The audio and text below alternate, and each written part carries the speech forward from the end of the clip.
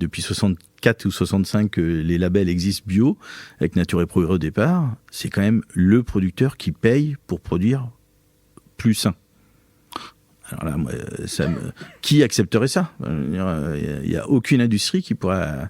Si tu es mieux-disant, en fait, on t'aide à être mieux-disant. Aujourd'hui, le monde économique, c'est comme ça.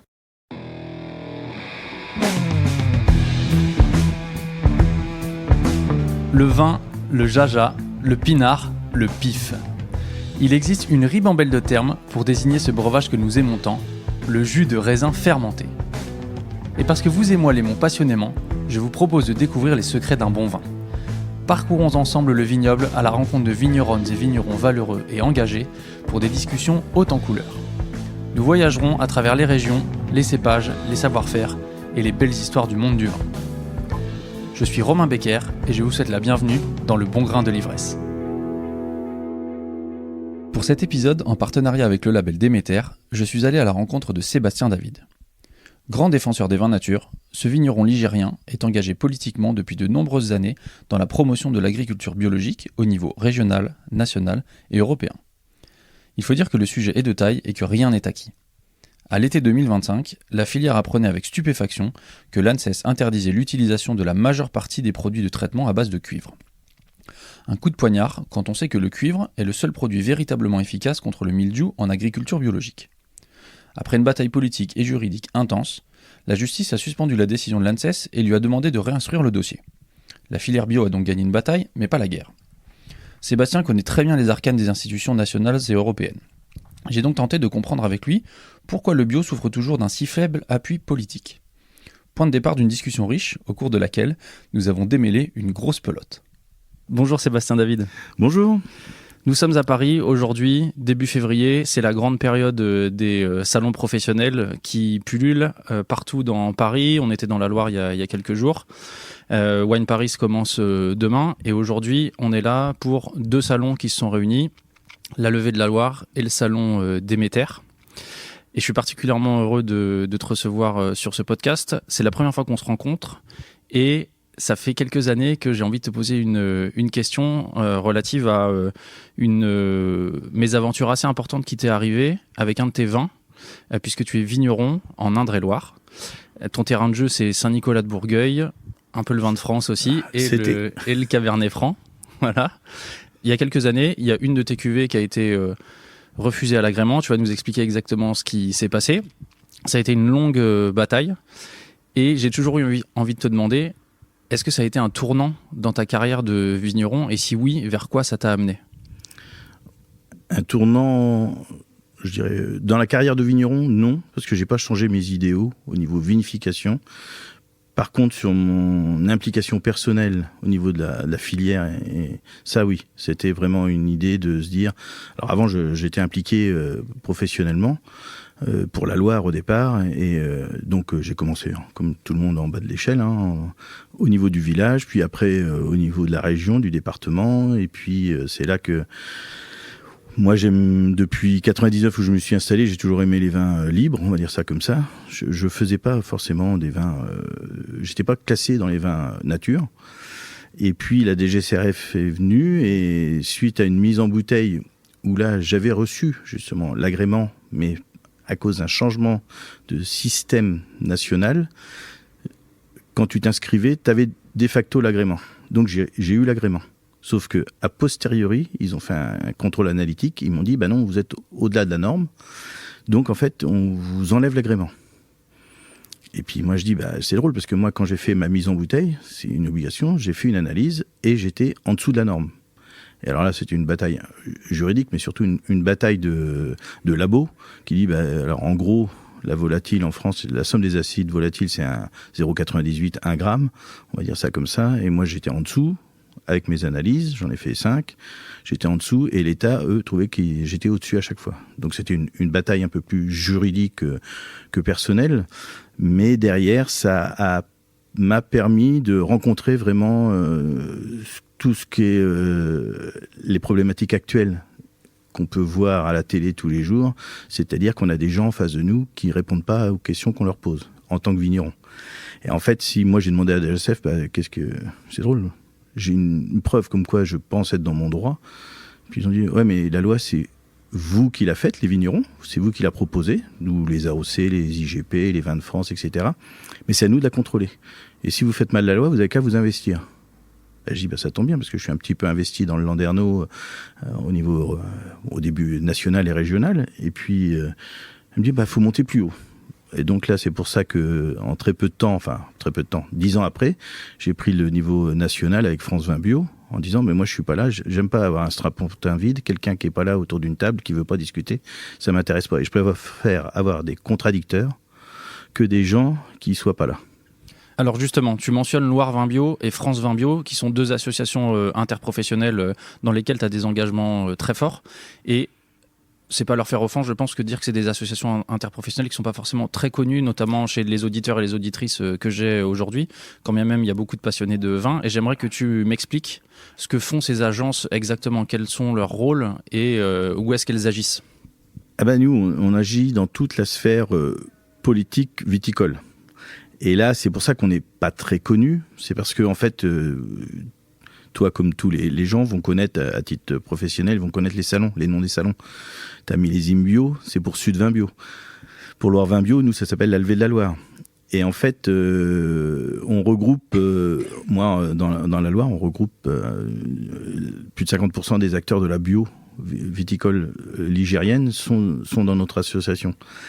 Et après, en national, en fait, il faut être élu président d'une des régions, des 6 régions nationales, Champagne, Rhône, Bordeaux, etc. Et il faut être, ce qui est ton cas, puisque tu es coprésident de la Loire. Je suis coprésident de la Loire avec Christophe Deschamps.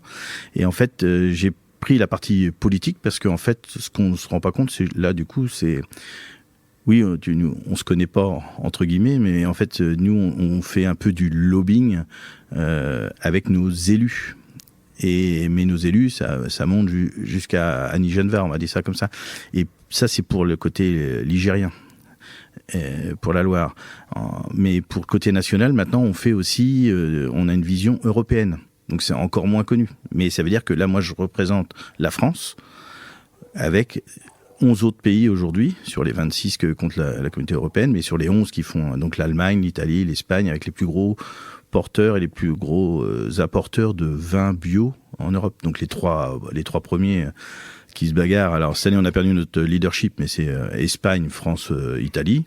Et puis derrière tu as l'Allemagne. On a plein de pays, le Portugal, etc. Mais on travaille tous ensemble. En fait, on travaille de concert pour aller rencontrer aujourd'hui, parce que ce qu'on entend.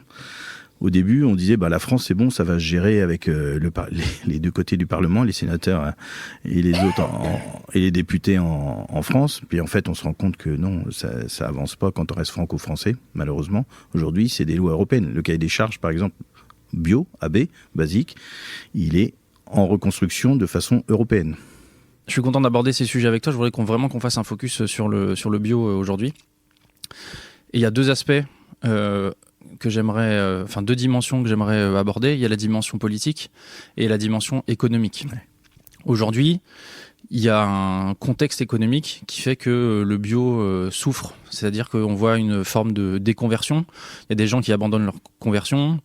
Il y en a moins qui se lancent. Il y en a même qui abandonnent la certification bio. Est-ce que tu peux nous expliquer quelle est la dynamique de ce mouvement? Pourquoi est-ce que des viticulteurs et viticultrices font ce choix-là? Sur la déconversion, c'est pas forcément toujours de gaieté de cœur qui font ce choix-là. C'est-à-dire qu'il y a des notions économiques, comme tu le disais. On a une baisse de la consommation, une tension au niveau de l'économie mondiale, parce qu'aujourd'hui c'est mondialisé. France Vin Bio, les vignerons bio aujourd'hui en France, commerce extérieur national, c'est 2,5 milliards d'euros. C'est pas une petite somme. Donc quand on arrive, moi je rencontre souvent le ministre du Commerce extérieur, qu'est-ce qu'on fait avec 2,5 milliards? Moi j'ai aucune notion de savoir ce que c'est un jackpot de 2,5 milliards d'euros. Mais quand je retourne à la base, parce que moi je rencontre mes voisins vignerons ou en national, j'en rencontre beaucoup, en fait les problèmes aujourd'hui, il y a de la déconversion parce qu'il y a eu de la mutation de départ, c'est-à-dire des entreprises qui ont été obligées de se restructurer. Donc d'une entreprise qui était une entreprise, on va dire, individuelle, est devenue une SARL, est devenue une SAS, ça c'est des notions économiques de migration, parce qu'on a demandé à se professionnaliser au niveau, mais ça fait déjà des années, mais là c'est arrivé, où tout le monde a une structure pour produire aujourd'hui. Et donc, ça, c'est des chiffres de mutation. Après, l'objectif national, c'était 2035, 26-27%. Là, on a entre 18 et 22% de la surface agricole en France qui est en bio.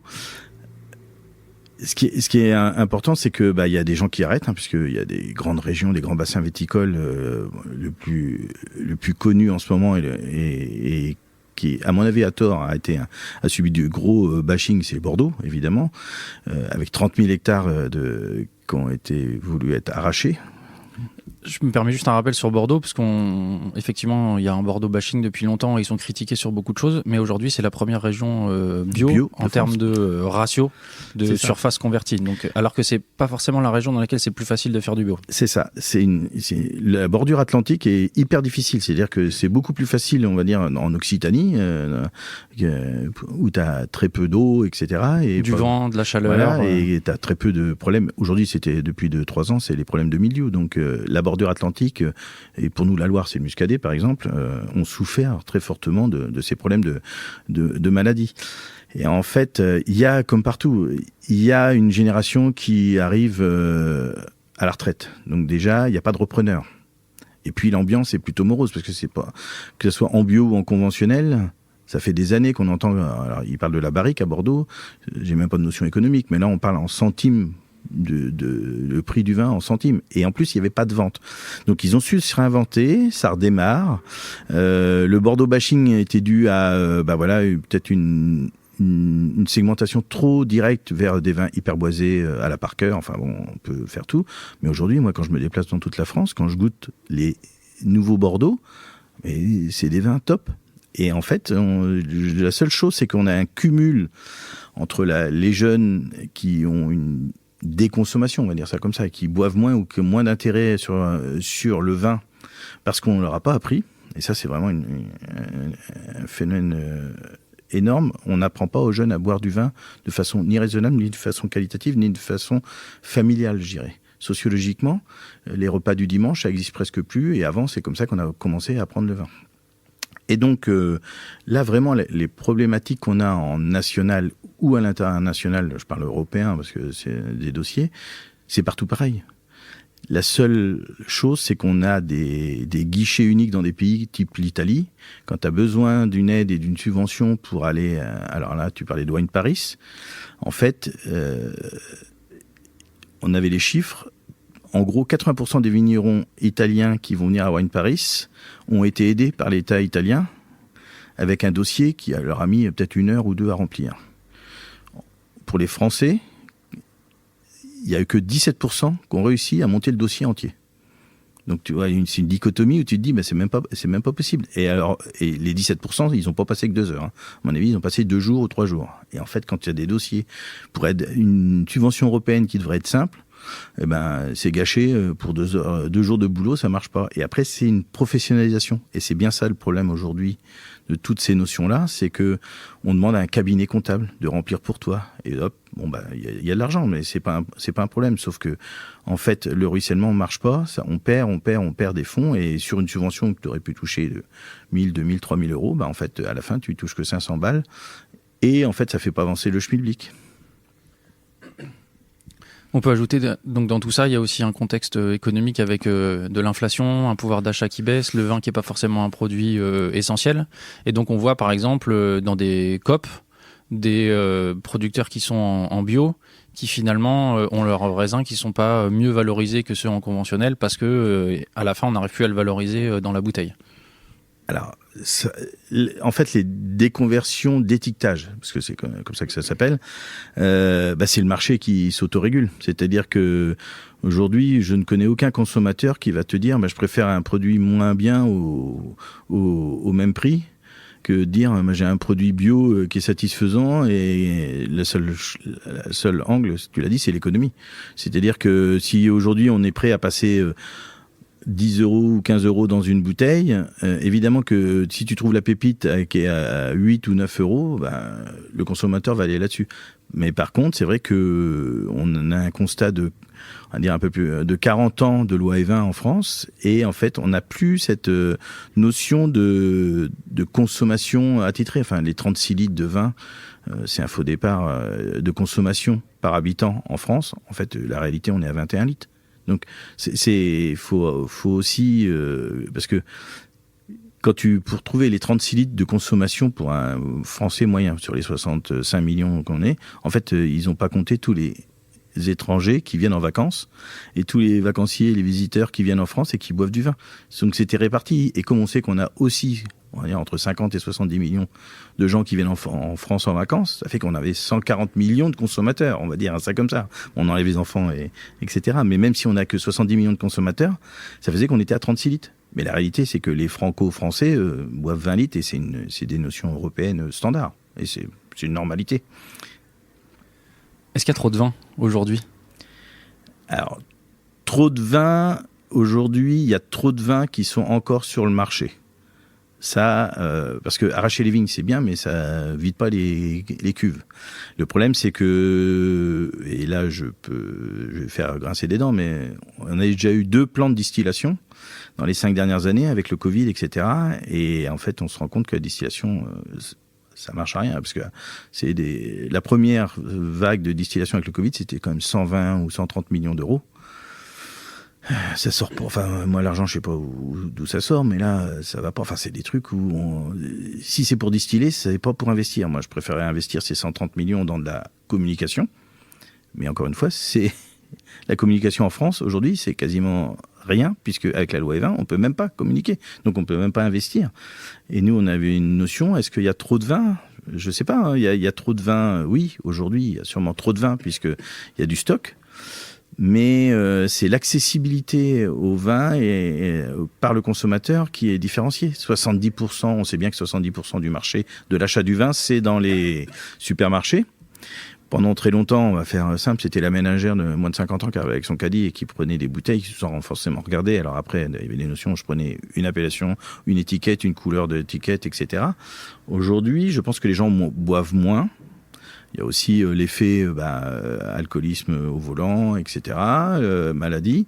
Et les gens boivent moins, mais je pense boivent mieux. Mais par contre, si on leur donne, comme on entend partout que l'économie va pas, si on leur dit, en plus je vais te faire 2 € de réduction, là ça marche. Mais sauf qu'aujourd'hui, on est déconnecté. Mais on est déconnecté du prix d'un litre de vin. Mais c'est la même chose pour un prix d'1 kilo de carottes. C'est-à-dire, est-ce que tu peux préciser là, quand tu dis ça ? En fait, les bouteilles, on a vu dans des Lidl ou des trucs comme ça, des bouteilles à 1,69 €. Tous les gens de la filière savent que pour une bouteille vide, un bouchon, une étiquette, un carton, 1,69 € plus du vin dedans, en fait, c'est le coût de production, enfin le coût de vente est moins cher que le coût de production. Donc, il y a quelqu'un qui est floué. C'est soit le producteur au départ, ou le consommateur à la fin, parce qu'on lui fait penser qu'à 1,60 € ou 1,70 € tu as du vin dans une bouteille. Non, c'est pas du vin. En provoquant un peu, c'est un peu ce que tu disais tout à l'heure, c'est aussi le marché qui s'autorégule. C'est-à-dire que si le vin est vendu à ce prix-là, c'est parce que personne n'a voulu l'acheter plus cher. Il y a une demande, mais ça, c'est l'offre et la demande. Enfin, je veux dire, il n'y a même pas de question. Et puis pour les téléphones, c'est la même chose. Enfin, tout est une question d'offre et de demande. Donc, le vin, tu parlais de notions essentielles. 15 jours après le Covid, les cavistes ont été passés commerce essentiel pour tenir. Alors, est-ce que tu penses pas que c'était plutôt pour remplacer tous les médicaments et de se dire on veut pas une guerre civile parce que il faut qu'on nourrisse c'est comme les jeux du stade dans l'Antiquité. Il faut qu'on nourrisse la population et là leur donner le droit à boire l'apéro, c'est quand même ce qui soude, on va dire, à peu près la France ou la consommation, mais c'est pas évidemment que c'est pas essentiel. Tu peux boire de l'eau, et ça c'est une bonne chose parce que il faut en boire tous les jours. Ouais. Mais même s'il y a que 85% d'eau dans le vin, il faut quand même boire au moins du liquide pour s'hydrater. Mais c'est vrai que moi aujourd'hui, les gens ils ont besoin de manger, ils ont pas forcément besoin de boire et de déguster. Par contre, pour la convivialité et la sociabilisation, c'est autour d'un verre, d'un échange. Mais ne serait-ce peut-être des fois autour d'un thé, mais un thé de qualité. Et c'est-à-dire que je suis pas sûr que le thé à bas prix que tu trouves dans les supermarchés, tu as envie d'avoir un groupe de discussion sur il est bon mon thé bas de gamme. Non, mais c'est la même chose. Pour le vin, t'as les gens, il y a encore une génération, mais qui commence à descendre, qui est une génération qui boit du vin, on va dire ça comme ça, qui boit. Et puis, toute la nouvelle génération se sociabilise en dégustant et en échangeant sur le vin. En filigrane, là, il y a toujours la question politique, des politiques publiques et de ce qu'on veut promouvoir ou non qui est là. Est-ce qu'aujourd'hui, le développement du bio, il y a des freins politiques qui existent ? Des freins politiques, alors, en fait... Alors attends, je vais essayer de poser une question qui n'est pas trop orientée ou pas péjorative. Est-ce qu'aujourd'hui, on est dans un contexte où le bio est soutenu politiquement, ou est-ce que c'est plutôt l'inverse ? Tu as un regard, à mon avis, qui est très pertinent, vu que toi, tu fais, entre guillemets, du lobbying pour le bio, pour la Loire et au niveau national. Est-ce que le ou les politiques nous soutiennent aujourd'hui pour le bio ? En fait, c'est une économie circulaire. Le politique passe d'élection en élection et te dit oui quand il veut être élu, et puis après il te dit non tout le temps qu'il est élu et revient au oui quand il et pour la bio c'est la même chose. En fait, j'ai fait la prospective du temps de Stéphane Le Foll entre 2016 et 2019 sur l'avenir du vin bio en France à 2035. On est assorti un compte rendu, et puis en fait on s'est rendu compte qu'en 2025 on était rendu déjà à l'étape 2035. Donc en fait, même en étant les plus pessimistes, optimistes, etc., en fait la prospective a fait que le changement économique, climatique, etc., a fait qu'on a perdu 10 ans en fait. En 2025 on était déjà rendu sur nos objectifs de 2035. Et avec la politique, c'est la même chose. Là, on parlait tout à l'heure, juste avant, de la loi E20. Eh ben, la loi E20, ça marche. Au bout de 40 ans, ça marche. Il n'y a plus de pub nulle part à la télé, il n'y a plus rien. On a une déconsommation. Et d'entendre que les produits, le vin, c'est un cancérigène, ça marche. Tout ça, c'est des lobbies anti-alcool qui sont là, et ça marche. Et nous, la vraie différence, c'est que on rencontre toujours nos députés, nos sénateurs, moi plus souvent du coup quelques ministres, etc. Et quand je leur dis, mais en fait, toi, le ministre du Commerce extérieur, je le rencontre il y a 3 mois à Dior, à côté d'Orléans, à côté de chez moi, et puis il dit, moi, en fait, l'export, ça commence en région. Je dis, enfin, quelqu'un qui a tout compris. Et donc, je dis, alors si ça commence en région, c'est-à-dire que dès qu'on accueille des gens, dès qu'on fait des salons comme nous, la Levée de la Loire, qui est dans la Loire, faut nous aider. Elle dit, non, là, de toute façon, je peux pas te donner l'argent parce que c'est le vin. Elle dit, on représente quand même 2,5 milliards. Elle dit, oui, mais c'est le vin. Il me dit, par contre, si tu veux aller faire une prospection et une action commerciale aux États-Unis, partout en Allemagne où tu veux, là, oui, je peux te soutenir. Mais par contre, j'ai pas l'argent, donc ça sera ou ta région ou l'Europe qui va te financer. Et on en revient sur les notions de montée de dossier, où de toute façon, moi, lundi soir dernier, c'était la Levée de la Loire. À Angers. Apéro le soir, discours politique, et tout d'un coup, j'ai une députée et un vice-président de région qui me dit, en fait, non, l'économie va pas si mal que ça, c'est que vous savez pas gérer vos entreprises. Bon. Alors, je dis, t'es le premier. Bim, prenez ça. Bon. Je dis, on sait pas gérer. Oui, on est peut-être que des agriculteurs, on est peut-être bêtes et méchants.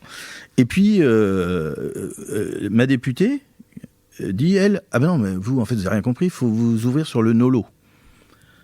Donc, NOLO, on rappelle, c'est no alcool et low alcool. Voilà. Ouais. No et low alcool, ou à moins de 6 en degrés, ou à 0,05 en bas. Donc, c'est des vins désalcoolisés. Désalcoolisés. Qui ont un process, une empreinte environnementale qui est énorme. Puisque pour désalcooliser, il faut déjà un coût, 1,50 €. Ça, c'est à peu près pour faire un litre de vin désalcoolisé ou non alcoolisé, c'est 1,50 € de plus. Donc, ton litre qui était tout à l'heure, la bouteille qui était à 1,69 €, du coup, elle se situe, on est déjà à 4 €. Donc, aujourd'hui, principalement, la désalcoolisation, il y a 2 méthodes, mais celle qui est la plus utilisée, c'est l'évaporation sous vide.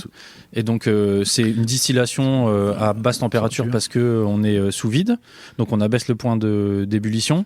Et ça se fait principalement... Donc, il faut des installations industrielles assez importantes. Et aujourd'hui, on n'en a pas vraiment en France. Ah bah si, et donc, il faut transporter le vin en Allemagne et le ramener. Aujourd'hui, voilà. C'est ça. Par contre, il y a des chaînes qui sont en train de se monter en France.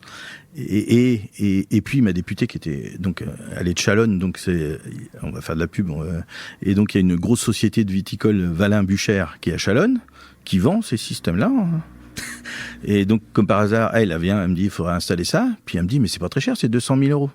Ah, je dis non, tu t'es trompé, c'est 2 millions d'euros la ligne complète, parce que tu passes le vin dans un flux et on va dire tu désalcoolises, mais après il faut le chauffer, le refroidir, le remettre à température, le stabiliser. Enfin, c'est 2 millions d'euros. En fait, quel petit vigneron va investir 2 millions d'euros? En fait, tout ça, c'est des chiffres où ça va pas. Donc aujourd'hui, on te fait passer des vessies pour des lanternes. On te dit non mais vous faites pas d'effort, vous faites pas de sans alcool. Bah, en fait, le sans-alcool, tu peux aimer, pas aimer, et puis tu peux en boire ou pas en boire. Enfin, c'est pas une obligation, mais il y a des gens qui en ont besoin.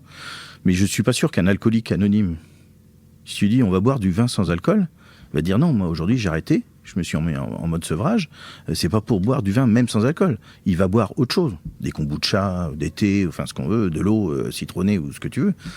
Là, cette notion de moins d'alcool, on va dire ça comme ça, c'est parce que, et c'est normal, t'as beaucoup de contrôles routiers, problèmes de maladie, etc. Mais oui, parce que toutes ces questions de sécurité routière, d'impact sur la santé, je veux dire, c'est difficile de les nier.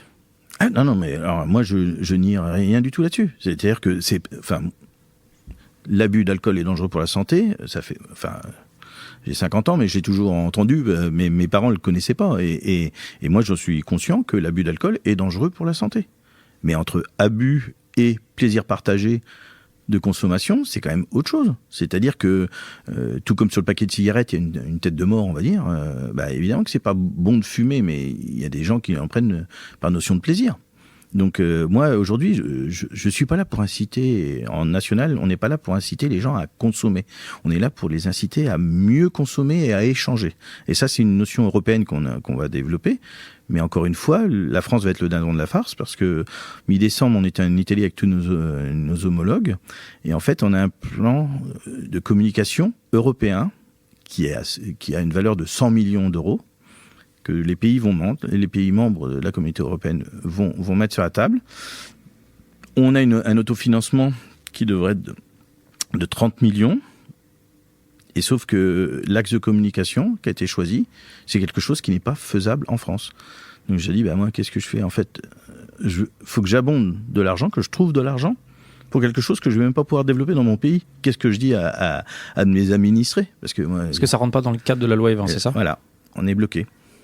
Alors que partout ailleurs, il y a les mêmes problèmes, je suppose, en Irlande sur la surconsommation et le binge drinking.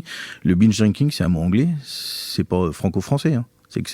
Maintenant, c'est devenu qu'on se rend compte que le vendredi soir ou le jeudi soir, dans les soirées étudiantes, ils sont un peu tous alcoolisés. Mais le vrai truc, c'est que ce mot-là, il vient d'Angleterre, on va dire, de Grande-Bretagne. C'est pas nous qui l'avons inventé. Et tout ça, c'est mondial. Faut pas se cacher. Par contre, t'as des pays qui, comme Éduc-Alcool au Canada, etc., ils incitent à mieux consommer. Je suis pas sûr que la SAQ au Canada dise à ses ressortissants, allez-y, bourrez-vous la gueule tous les week-ends. C'est ce qui marche. La loi E20, d'après toi, il faut la réformer ou l'abolir? Abolir, ça fait 1789, c'est déjà passé un petit peu. Le mot est mal choisi. Ouais. Non, mais la réformer, la faire muter. Parce que, en fait, il y a une migration qui est obligée, il y a un changement sociétal, un changement de paradigme, changement économique. Donc, il y a toujours eu des changements. On a eu 68, on est passé, et voilà. L'euphorie des années 80-90, maintenant, on est en dégression économique, c'est plus dur. Même Emmanuel Macron, à moins de gens, faut qu'on repeuple la France. Enfin, tous ces notions-là, en fait, c'est des changements, mais c'est des vagues. Mais c'est comme... En fait, c'est comme écologiquement, on dit la météo, en fait, on a un réchauffement climatique. Non, tout le monde sait bien que le mot c'est pas réchauffement, c'est un changement climatique. On a des hivers de plus en plus froids et nous on subit le gel, etc. ou la sécheresse l'été et ça implique des changements sur la production. Mais c'est à nous de rester sur les clients. Enfin. Moi, mes clients que je rencontre, ils me disent c'est super, vous êtes dans la Loire, vous avez de la fraîcheur, vous avez des vins à 12 degrés d'alcool, c'est top. Va raconter la même chose avec des Châteauneuf-du-Pape où les vins sont à 14, 15, 16. En fait, le client au final il dit ça tape un peu. Alors avec des gibiers c'est super, mais évidemment que quand tu bois un verre, qui mange du gibier aujourd'hui, il y a plus, c'est une part infime de la population. Oui, mais alors qu'est-ce qu'on fait de tous les Châteauneuf-du-Pape? On les associe avec quoi? Le pairing aujourd'hui c'est quoi pour des vins comme ça? Mais là on parle des vins français, mais si tu parles du Portugal et choses comme ça, en fait, c'est les vins d'altitude qui arrivent parce que dès que tu es en bas, des vins à 16 degrés ou aux États-Unis, en fait, ils ont arraché là beaucoup. Ils n'ont pas récolté aux États-Unis parce qu'ils n'avaient pas de place. Ils ont arraché beaucoup de vignes et on se retrouve avec des vins, des Zinfandel à 16 degrés. C'est pas possible. Sur la loi E20, je voudrais insister là-dessus parce que j'ai une petite idée derrière la tête que je voudrais te soumettre. Aujourd'hui, la loi E20, elle est énormément critiquée et tu as expliqué à l'instant pourquoi est-ce qu'elle te posait un problème. Moi, la loi E20, j'y vois un atout quand même. C'est un peu un rôle de protection en partie de la filière parce que si demain on abroge complètement la loi E20 et donc on peut communiquer comme on veut sur le vin et les alcools, qui est-ce qui va pouvoir faire de la pub? C'est les gens qui ont beaucoup d'argent. Voilà. Et donc, c'est les Diageo, les Pernod Ricard et ainsi de suite. Les gros metteurs en marché et qui font pas forcément de la qualité. Moi, je suis pas toujours convaincu que ça va vraiment sauver la filière parce que toi, par exemple, Sébastien David, à mon avis, tu vas pas avoir les moyens de te payer un spot publicitaire sur TF1. Et puis, pas la volonté. En fait, la loi E20, c'est pas sur la communication. C'est en fait le dernier article qui est passé, enfin la dernière petit coup de bouteille que l'Assemblée nationale nous a fait, c'est-à-dire que beaucoup aujourd'hui la communication c'est Instagram, etc. Et cette notion, faut plus faire voir le plaisir sur une photo. En communication. Ouais, alors, je me permets de préciser là, c'est un sujet très intéressant. On n'a pas le droit, par exemple, de montrer de bouteilles ouvertes, voilà, ou un verre servi. Et on n'a pas le droit, surtout, de montrer des gens heureux avec l'alcool. Et là, c'est pas... Toi, on parle communication, là, on parle TF1, mais en fait, aujourd'hui, je suis pas sûr que la nouvelle génération regarde tant que ça TF1, on va dire ça comme ça. Moi, j'ai des enfants qui ont 20 ans, ce qu'ils ont dans la main gauche, c'est greffer un téléphone. Donc après, ils ont TikTok, Instagram ou ce que tu veux, c'est plutôt ça. Et là... Déjà, on leur dit, en fait, l'alcool, c'est pas marrant. Tu dois faire la gueule quand tu... Alors, ils disent, ah bon? Et t'as aucun souci aucun allant de communication pour le plaisir. Et moi, c'est ce que je te dis. On développe et ce qu'on souhaite, c'est aller sur cette notion de partage, plaisir, de sociabilisation. Et aujourd'hui, la loi E20, moi, c'est pas le temps le fait qu'on puisse pas mettre 1 million, 2 millions, 10 millions dans une 30 secondes sur TF1. Mais c'est ça, c'est de se dire, on diabolise cette consommation qui nous, on se veut hyper responsable et qu'on voudrait développer. Et alors, pour tout te dire, dans les notions, là, on est en train de développer avec la Suisse, qui n'est pas dans la CE, mais avec un chercheur en Suisse. En fait, moi, j'ai connu, étant jeune, une carte, la carte, on va dire, jeune passe culture. C'est-à-dire qu'à l'époque, on achetait encore les vinyles, etc., même si c'est revenu à la mode, mais il y avait les cassettes et tout ça, et tu avais 10 € sur ta carte par mois ou par an pour acheter de la culture. Et c'est quand même une protection, la culture, qui marche bien en France. Enfin, ça, on peut pas dire que c'est pas aidé. Alors, il y a eu des coupes budgétaires. Nous, toi, la région Pays de la Loire, ils sont assez forts là-dessus. Christelle Morancet, elle a bien taclé. Mais, pour le vin, nous, on veut proposer la même chose. C'est-à-dire que des jeunes de 18 à 25 ans, tu leur files une carte en disant, on te met 3, 4, 5 € dessus. T'achètes une bouteille, on te rembourse, 4 € si t'achètes une bouteille. Tu fais juste une publication en disant, j'ai goûté ça, c'était super, c'était le terroir. Et pas besoin de dire je me suis bourré la gueule à la fin. Enfin, ça, c'est vraiment pas notre notion. Je l'ai échangé, je l'ai bu avec mes parents, j'en ai discuté avec mon grand-père ou ma grand-mère qui m'a expliqué d'où ça vient, qu'est-ce que c'était, et c'est où le Rhône, c'est où la Champagne, rien que des choses comme ça. Et quand tu vas institutionnaliser, je pense, de façon européenne, le fait d'un accès au plaisir de vivre, alors à la française, ça peut être la French touch, comme on aime le dire, mais moi, je bois des vins toute l'année. Enfin, de par ma position et de par mon métier, je fais des salons dans 37 pays tout an. J'ai un très mauvais bilan carbone, par exemple. Parce que je me déplace, je fais au moins 3 tours du monde pour vendre du vin. Mais ça me fait rencontrer des vignerons de partout. Et en fait, les plus grandes claques aujourd'hui, j'ai des vins géorgiens, des vins japonais. Enfin, des trucs où tu te dis, en fait... on est les meilleurs, ça c'est la France, mais ça, on sait très bien que le coq est toujours sur le haut du panier, sur un bon tas de fumier. Mais là, on est vraiment avec cette loi E20, on n'a même pas la possibilité d'avoir cette reconnaissance et de dire en fait on fait bon, on fait bien, on fait agréable et socialement on est là pour échanger. Et ça aujourd'hui, mais c'est quand même quelle partie d'industrie où on te coupe la communication? Parce que t'as pas le droit de faire de pub, donc en effet, il y a pas de pub, il y a pas de pub sur TF1, à part peut-être pour le rugby où t'as le H de Heineken qui était là à un moment où les gens sont pas fous, ils savent bien que le H c'était pour Heineken et pas pour représenter les poteaux de rugby. Hein. Donc en fait, c'est se leurrer, on se met un voile devant les yeux, et on fait croire aux gens que ça n'existe pas. Ben non. La filière viticole, en bio, c'est 170 000 hectares en France, 16 000 vignerons. C'est des gens qui habitent dans des villages. Et quand tu es dans un village, que tu es avec ta famille, tu vas acheter ton pain chez le boulanger, tu vas chercher ta viande chez le boucher ou dans des AMAP, mais tu fais vivre ton tissu local. Et en fait, c'est ça qu'oublie la loi E20. On a détruit le tissu local sous couvert de se dire, en fait, les maladies qui sont induites, de l'alcoolisme, en effet, mais on n'est plus en 1930. Les vieilles photos, je sais pas si tu vois les posters qu'on avait à l'école avec le foie malade ou le gars qui boit et puis l'autre partie qui était sain parce qu'il ne buvait que moins que 2 litres de vin par jour. Aujourd'hui, non, la consommation, c'est pas tous les jours, mais il vaut mieux boire mieux et bien entouré. Finalement, le mot de modération, il est assez moderne. Ouais. Et puis, à boire, à consommer avec modération, ça fait 40 ans que c'est sur les affiches partout, sur les étiquettes. Moi, ça me va bien, modération. Alors, il y a beaucoup de comiques qui disent, moi, je connais pas modération, mais moi, la modération, ça me va très bien. Enfin, je veux dire, se mettre une casquette à l'envers. J'ai fait ça étant un peu plus jeune. Maintenant, on se fait un peu moins, mais non.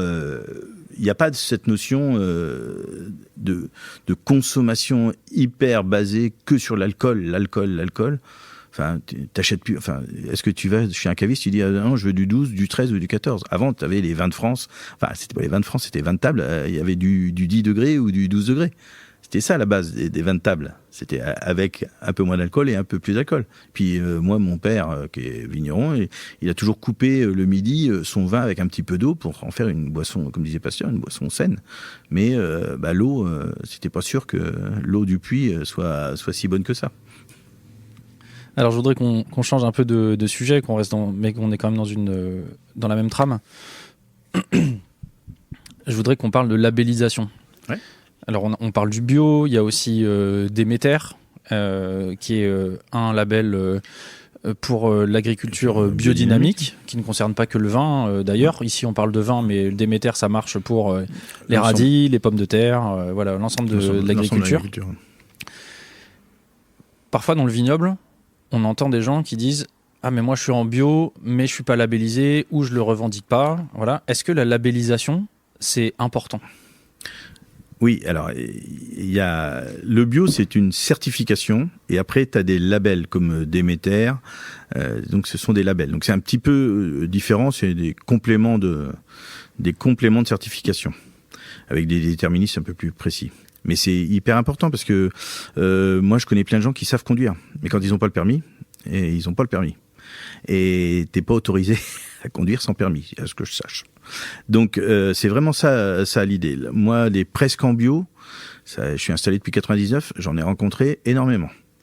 Et puis, au début, je leur disais, c'était mon rôle de lobbying d'être agriculteur bio, c'était de leur dire, mais tu sais, quand tu es certifié, au moins c'est clair, net et précis. Le consommateur, il n'est pas trompé, il va voir, tu as l'agence bio, tu es référencé, tu fais tel produit, c'est marqué, etc.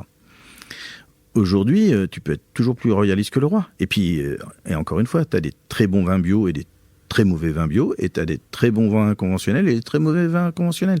En fait, faut bien le label Déméter, par exemple, sur les 1400 agriculteurs Déméter France, il y en a 700 en gros qui sont vignerons, donc la moitié c'est les vignerons.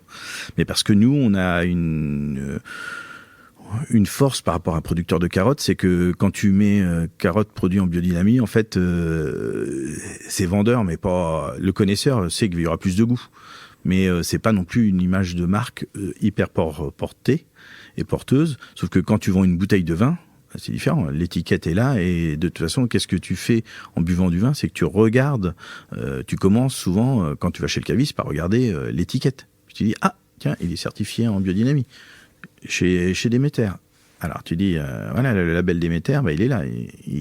Il peut servir le consommateur. Là où il faut faire attention, c'est que tout ce service que tu donnes au consommateur, aujourd'hui, tu as l'obligation sur les bouteilles d'avoir des QR codes avec les notions pas environnementales, excuse-moi, les ingrédients qui sont là et qui servent le consommateur. Mais est-ce que tous les consommateurs ont l'appli Yuka pour acheter n'importe quoi? Je suis pas sûr non plus. Après, il y a des gens qui font confiance, des gens qui s'en foutent. Il y a des producteurs qui ont la confiance et qui savent qu'eux ne reviendront pas en arrière. C'est pour ça que tout à l'heure, on parlait au tout début de déconversion, etc. Aujourd'hui, des agriculteurs et des vignerons en bio, en biodynamie, qui sont forcés économiquement d'arrêter parce qu'ils n'ont pas réussi à stabiliser leur système économique d'entreprise.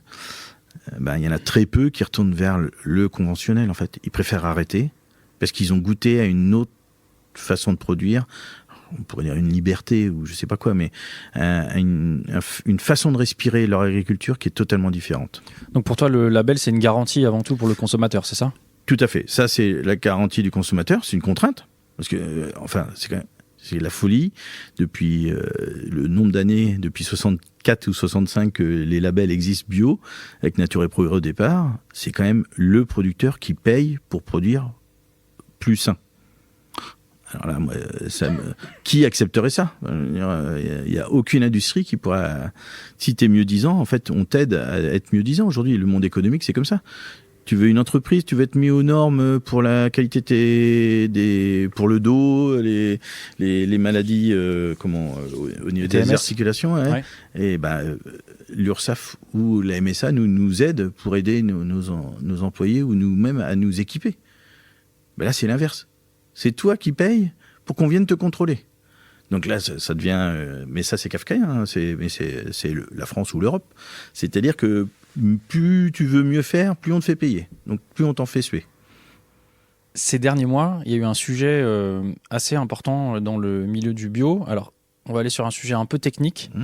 Mais pour moi, c'est un sujet important parce qu'il y a des visions du bio un petit peu différentes en fonction des pays européens aujourd'hui.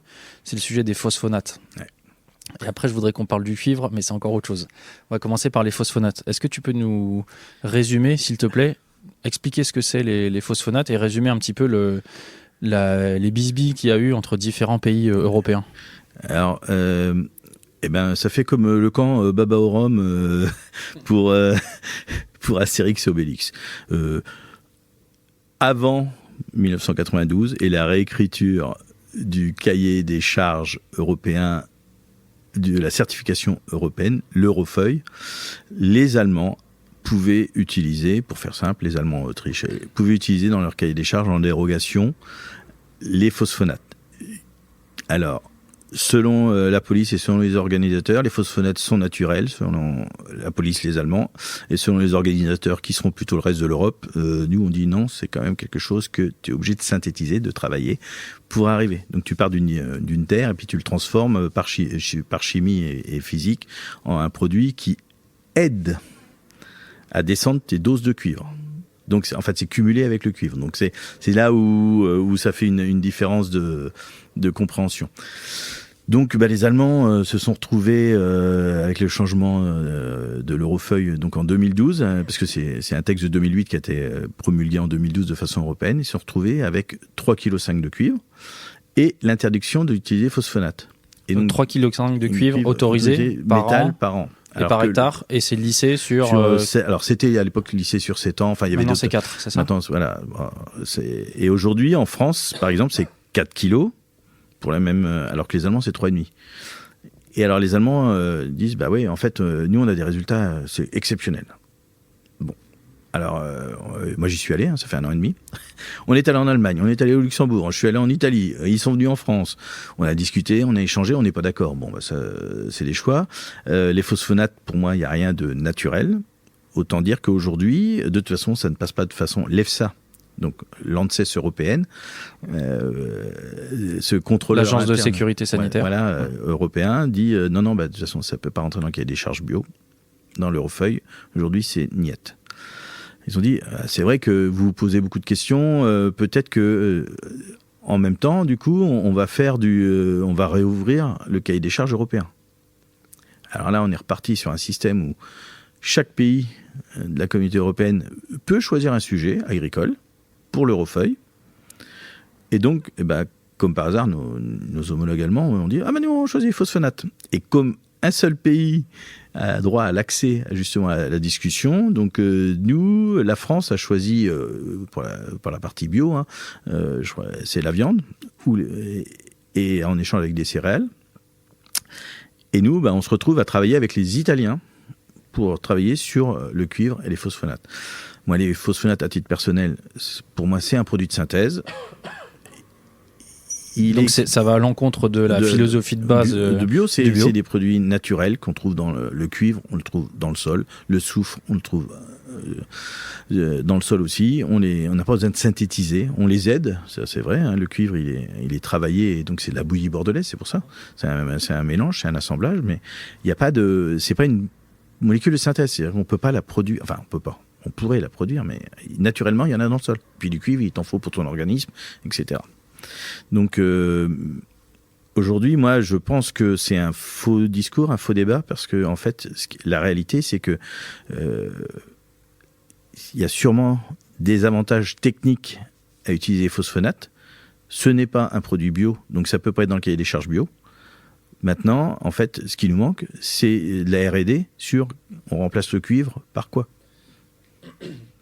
Tu m'amènes sur le sujet suivant, qui fait l'actualité depuis quelques semaines dans le milieu viticole, depuis quelques mois même. C'est justement le changement de produits autorisés à base de cuivre par l'ANSES. Et on entend beaucoup d'acteurs de la filière dire que les décisions de l'ANSES, donc qui a décidé de réduire le nombre de produits à base de cuivre homologués, et bien que ces décisions-là, ça met à mal la filière, particulièrement en ce moment, puisque ça fait quelques années que le mildiou est assez présent dans le vignoble français, et beaucoup de gens ont du mal à comprendre cette décision de l'ANSES. Est-ce que tu es en mesure de nous l'expliquer, s'il te plaît ? Alors ça tombe bien, je rencontre l'ANSES mercredi, avec la DGL, avec la Direction Générale de l'Agriculture, donc... Alors, il n'y aura sûrement pas Annie Genevard, mais au moins quelqu'un du ministère. Et puis, on rencontre la task force, donc tous les producteurs de produits de cuivre, etc. Et la filière. Et en fait, moi, on me balance de droite et de gauche. L'ANSES dit, on avait 34 produits sous AMM, c'est-à-dire 34 produits homologués. AMM, c'est autorisation de mise sur le marché. Et qui étaient faits pour l'agriculture biologique, mais que les conventionnels peuvent utiliser aussi. Donc, ils sont sur tout le marché. Oui, ça c'est un point important, je fais juste un petit aparté, c'est-à-dire qu'en bio, on peut utiliser du cuivre et du soufre, enfin des produits à base de cuivre et de soufre uniquement. En conventionnel, ils peuvent utiliser d'autres pesticides, d'autres produits de phytosanitaires, comme là on parlait de phosphonates. Mais ils se servent aussi énormément de cuivre et de soufre. C'est des produits qui sont aussi utilisés très largement en conventionnel. Et c'est ça qui est marrant, c'est parce qu'avec la CNAOC et l'ensemble des appellations françaises, etc., ils se sont rendus compte, qui sont une base plutôt conventionnelle, on va dire ça comme ça, ils se sont rendus compte qu'ils avaient aussi une petite problématique qui allait arriver, parce que l'efficience et l'efficacité du Folpel, qui est un des plus connus, qui est un produit de synthèse des plus connus utilisés en viticulture, est toujours associé avec du cuivre. Donc ils ont dit, non, mais si on n'a même plus le cuivre pour associer, on aura une efficience qui sera moins bonne.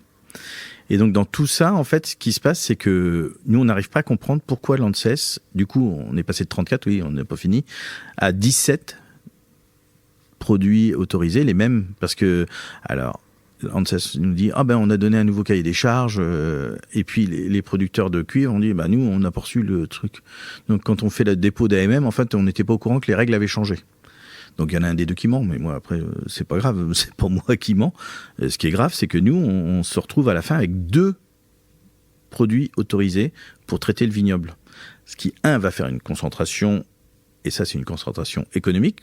Les 2 acteurs qui ont réussi à remplir le dossier de l'AMM, qui sont là, Ils sont très heureux. Là je peux te dire que alors pas forcément la première année, parce que là, il y a beaucoup de gens qui vont évacuer, on va dire, les stocks et tout ça la première année, parce que on a droit jusqu'à, c'est comme tout, c'est interdit, mais t'as encore 1 an pour les utiliser. Donc là, ça va être épuré. Donc je pense que les 2 qui ont réussi à passer le test, eux, vont être très contents dans 2 ans. Mais on discutait justement avec nos collègues italiens, qui, eux, en fait, avaient des AMM qui duraient jusqu'à 2029. Et je ne sais ni d'où, ni...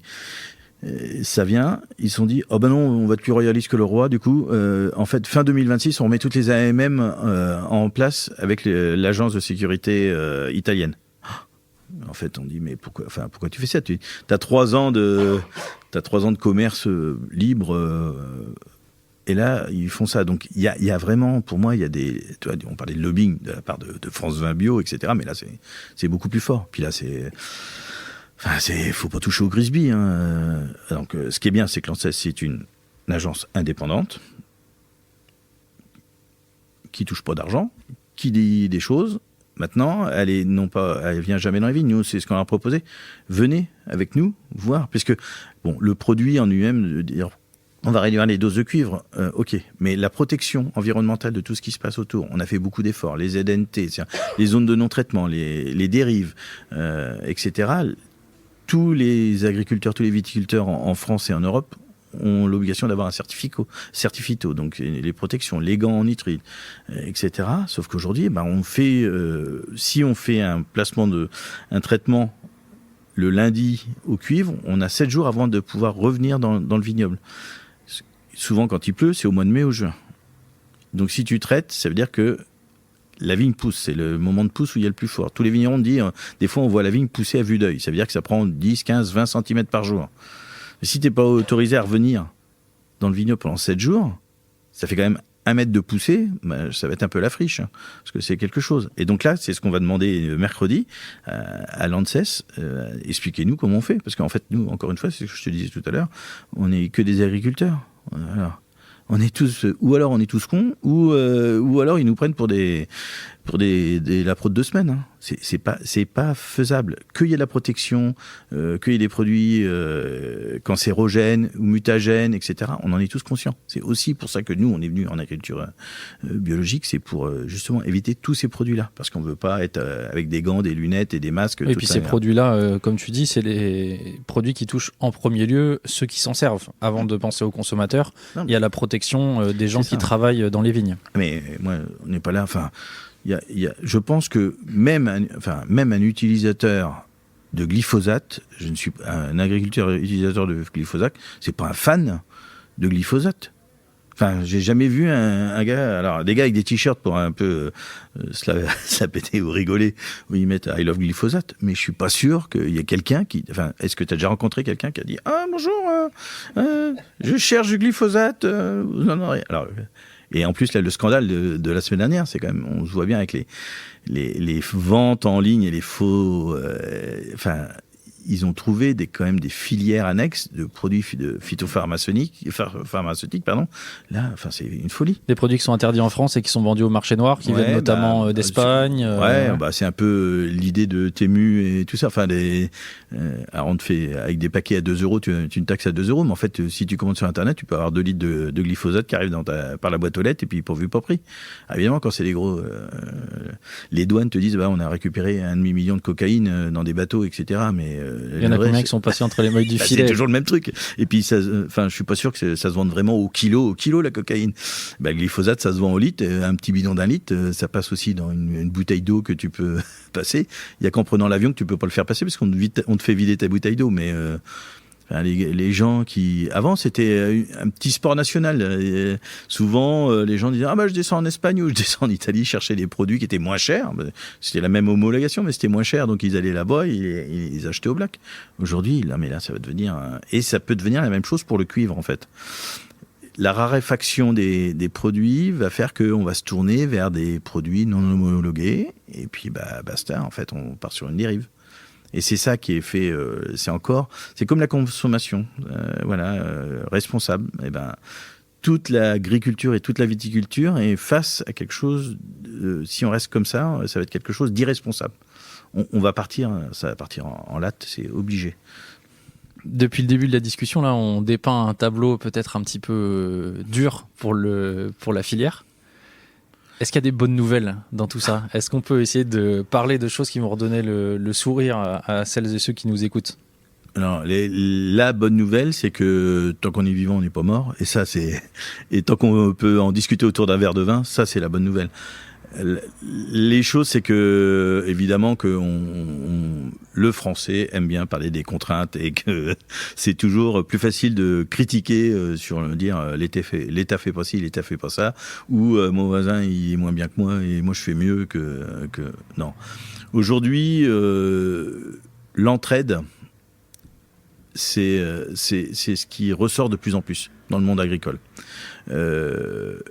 Parce que tu peux aller sur tous les ronds-points, tu peux aller sur tous les trucs, même les gars qui sont dans le dur.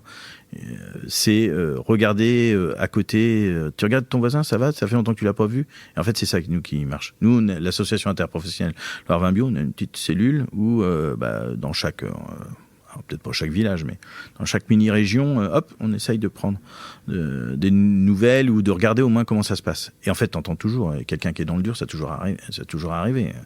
C'est les suicides, c'est une réalité. Mais je sais même pas, quelqu'un qui veut vraiment se suicider, il va se suicider. Donc ça, mais quelqu'un qui est entre deux eaux, et tu lui dis, nous on fait... C'est quoi? T'as un problème de vente, t'as un problème économique, de production, etc. Nous, on fait des webinaires Loire Vin Bio en disant, tiens, vous voulez démarcher votre marché export? On va pas révolutionner. En fait, on va vous donner des retours d'expérience. Donc nous, on fait ça, on fait des webinaires. On avait fait 4 là avant les salons d'Angers, qui sont très bien passés. Et les gars, on leur a dit, tiens, c'est comme ça. Il y a tel accès. Vous voulez une subvention, c'est par ce biais-là. Qu'est-ce que moi je fais comme ça? Et ça, c'est l'échange. C'est ce qui vraiment aujourd'hui, c'est moi ce qui me marque encore de plus en plus, c'est que plus ça va, plus on se connaît, et plus on se connaît, plus ça va, etc. Et ça, pour moi, c'est le bon point aujourd'hui. Alors, il y a des gens dans le dur, il y en a partout. Et après, ça toujours été qu'on aura du mal à aller... En fait, comme on disait tout à l'heure, la loi E20, on ne peut pas faire de pub. On va pas la réinventer, on ne peut pas faire de pub. J'aurais bien 10 millions, 100 millions. De toute façon, je ne peux pas faire de pub, donc ça ne me sert à rien. Nous, la particularité, les associations souvent interprofessionnelles viticoles bio, c'est qu'on ne récupère pas de CVO. Donc, on n'a pas de contribution volontaire obligatoire, donc on n'a pas d'argent, on n'a pas de maille.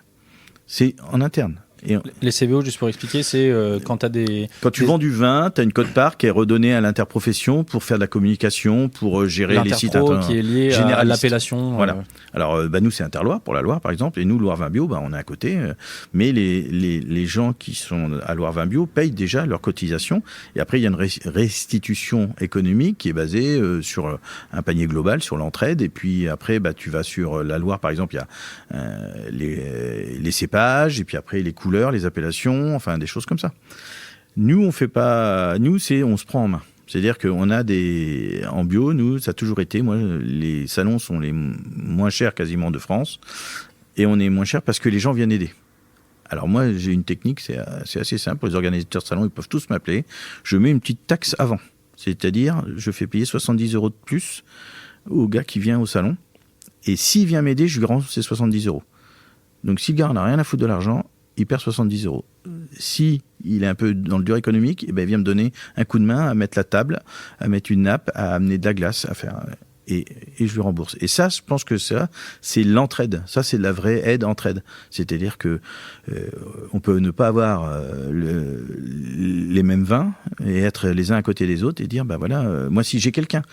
Moi, je fais pas beaucoup de blanc, par exemple. Mais si j'ai quelqu'un qui m'appelle, qui me dit, je cherche un blanc de Loire dans tel type, je dis, tiens, j'ai déjà rencontré un tel. Et en vin de France aussi, et en Europe aussi. Enfin, c'est plus le carnet d'adresses se crée comme ça. Pour les viticulteurs en France, en ce moment, la situation, elle est particulièrement délicate. Alors, il y a la situation économique, il y a le changement climatique qui rebat les cartes et qui, notamment... donne davantage d'événements météorologiques extrêmes qui peuvent affecter fortement les rendements. Est-ce qu'une des solutions pour beaucoup d'acteurs de la filière, ça passe par une diversification ?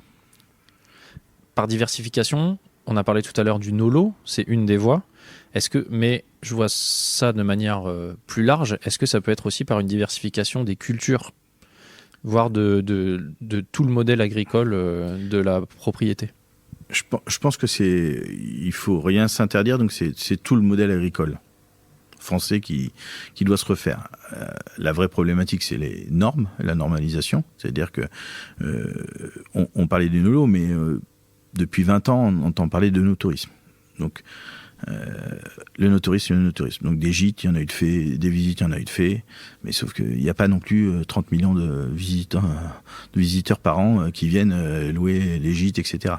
Donc aujourd'hui, on est passé sur une diversification viticole et agricole vers de l'onotourisme, vers le sans-alcool. Et puis après, on va changer de système agricole. C'est-à-dire que les gens qui font...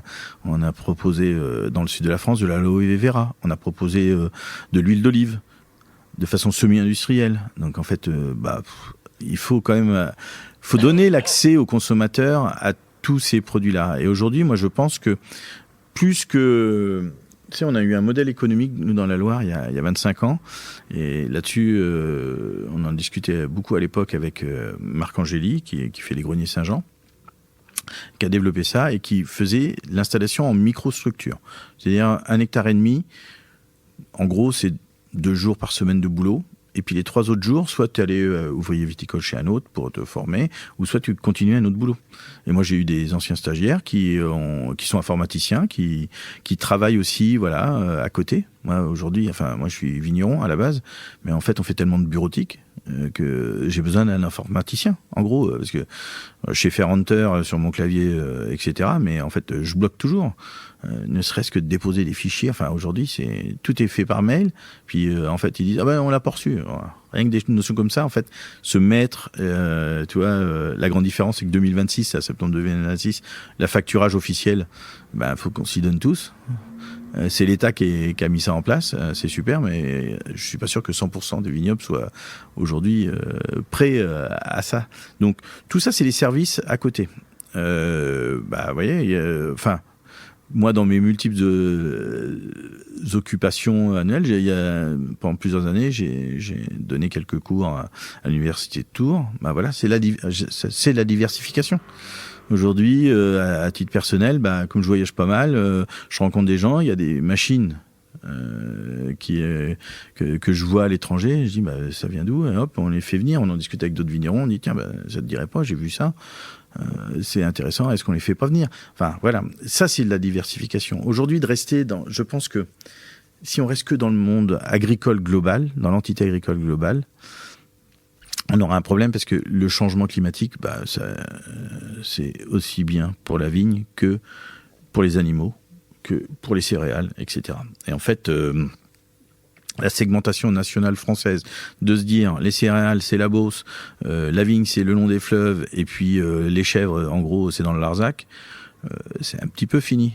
Parce que le problème c'est que on a bien l'idée, hein, le lait il vaut pas cher, mais il vaut pas cher partout. À part peut-être avec des groupements qui ont un peu diversifié leur production, qui était le comté à l'époque, où le lait est acheté plus cher. Et même aujourd'hui, où tu as les problèmes de dermatose qui étaient un peu par là, en fait, même si ça n'a pas impacté, ça n'a pas touché, l'inconscient du consommateur va dire hop, on est là.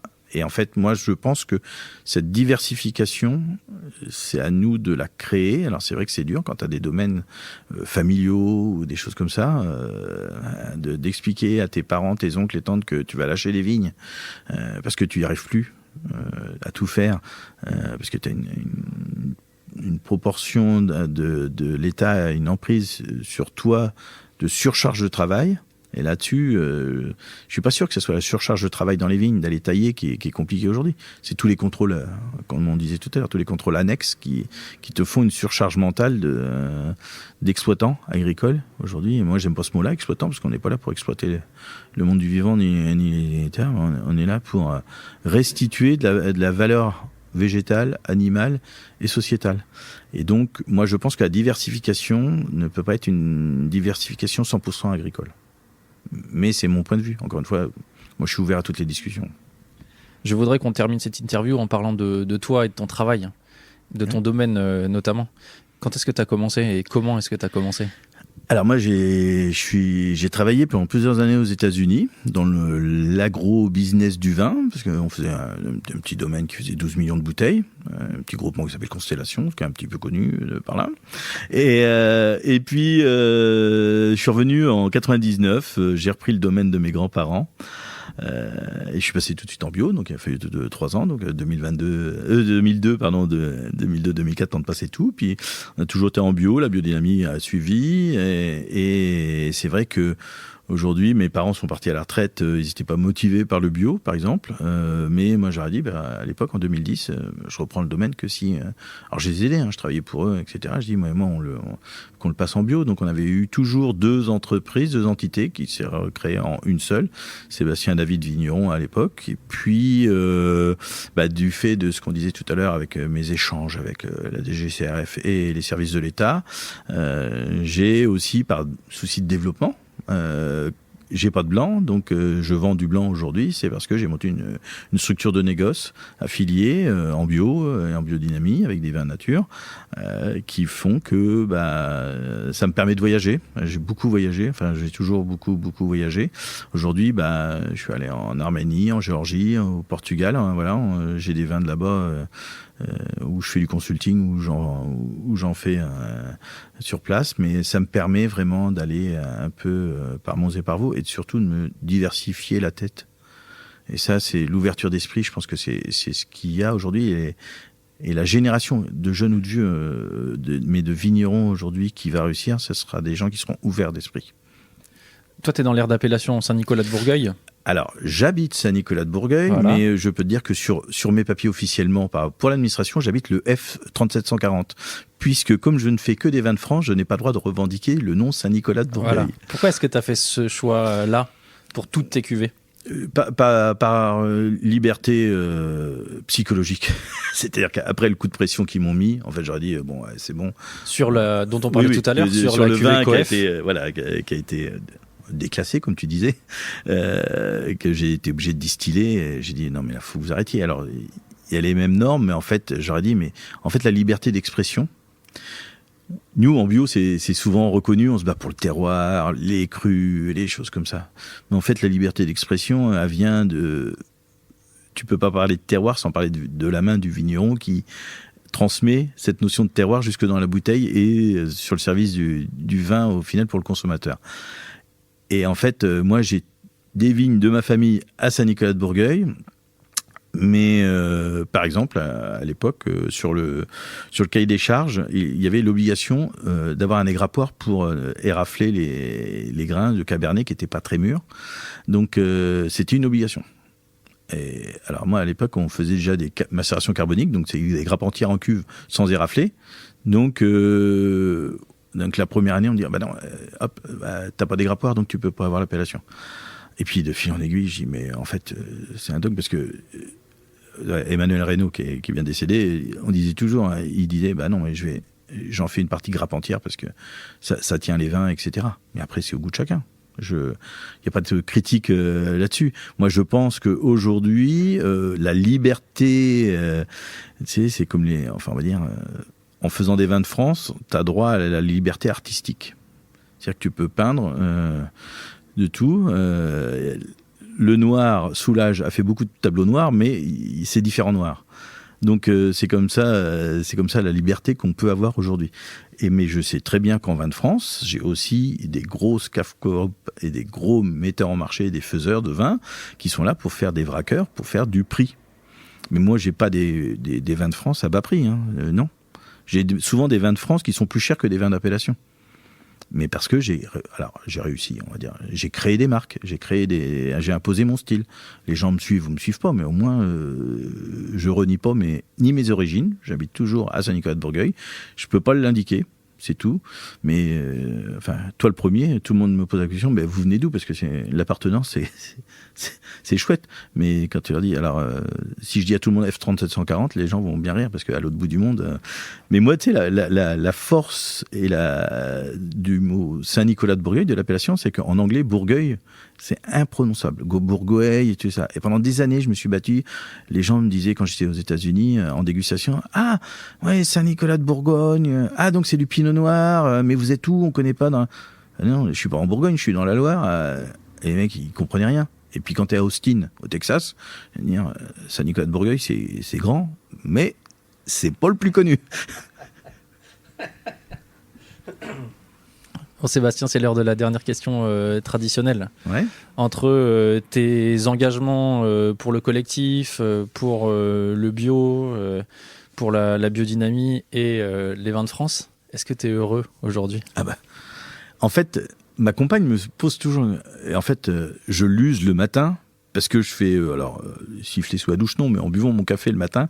En fait, moi, je me lève tous les matins, elle me dit, mais tu bondis du lit. Alors, heureusement, on a un lit avec 2 matelas, mais elle me dit, mais t'arrêtes de sauter comme ça, comme Zébulon. Mais moi, le matin, je suis hyper content, en fait, d'aller au boulot. En fait, le vin, c'est ma passion, c'est familial, etc. Rencontrer les gens, c'est aussi une passion. Aller discuter le bout de gras avec des contradicteurs, c'est encore une passion. J'aime bien ça, rencontrer les gens, discuter. Et en fait, moi, tous les matins, mais je suis heureux de faire ça. Et même si c'est dur, même si... en fait, quand bien même c'est dur, le fait de se lever et de dire, allez hop, on y va et je suis heureux. Moi, c'est la différence entre le verre à moitié plein et à moitié vide. Hein. Moi, il est toujours à moitié plein. Hein. C'est toujours ce qui m'intéresse. C'est la prochaine dégustation, la prochaine rencontre. Ça, c'est de se dire, aujourd'hui, alors tu vois, on parlait du salon aujourd'hui à Paris. D'habitude, c'est 50% Loire, 50% Déméter. Là, on a invité on est avec nos homologues allemands. Et c'est super. Enfin, moi, goûter 20 vignerons allemands, la même chose sur place, dans la même journée. Enfin, tout le monde devrait prendre, alors tu peux pas prendre 10 minutes, mais tout le monde devrait prendre 1 heure, même les exposants, d'aller goûter tous les vins allemands. Après, t'aimes pas, mais au moins ça te fait un panel d'ouverture d'esprit, où tu te dis, mais en fait, on n'a pas le même maillot, je sais pas si c'est une pub, mais on n'a pas le même maillot, mais on a tous le même état d'esprit. Hein. On vise quand même de se dire, on va se faire plaisir et on va échanger. Et ça, moi, c'est le matin, c'est... tac, tac, on y va, je me lève, alors je te dis, ça râle un peu à la maison, parce que, bon, je mets la musique, mais pas trop fort quand même, mais au moins, je siffle sous la douche, etc., et puis c'est parti. Et en fait, moi, j'ai interdit à ma compagne d'allumer les chaînes info avant 18h le soir. Parce que j'en ai marre d'entendre ça va pas, ça va pas, ça va pas. Non, on écoute la musique, on écoute la radio, mais je veux pas avoir ni CNews, BFM ou ce que tu veux à la maison qu'on regarde le soir parce que tu as besoin de connaissances, sur des notions journalistiques, mais le reste du temps, t'as pas besoin des journaux le matin pour te lever. Non, ce que tu as besoin, c'est d'aller au bureau, de boire un café avec tout le monde et puis de discuter, et puis de dire tiens, aujourd'hui qu'est-ce qu'on fait? Bon, il fait pas bon, on va peut-être changer de programme, mais si tu changes pas de programme, voilà, on est tracé. Merci Sébastien. Merci.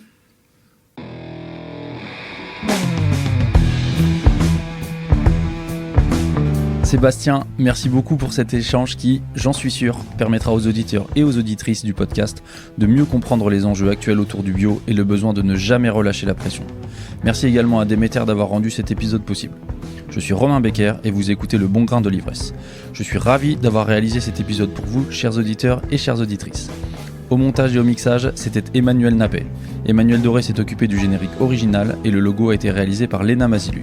On se retrouve très vite pour de nouvelles aventures viticoles. D'ici là, éclatez-vous et buvez bon!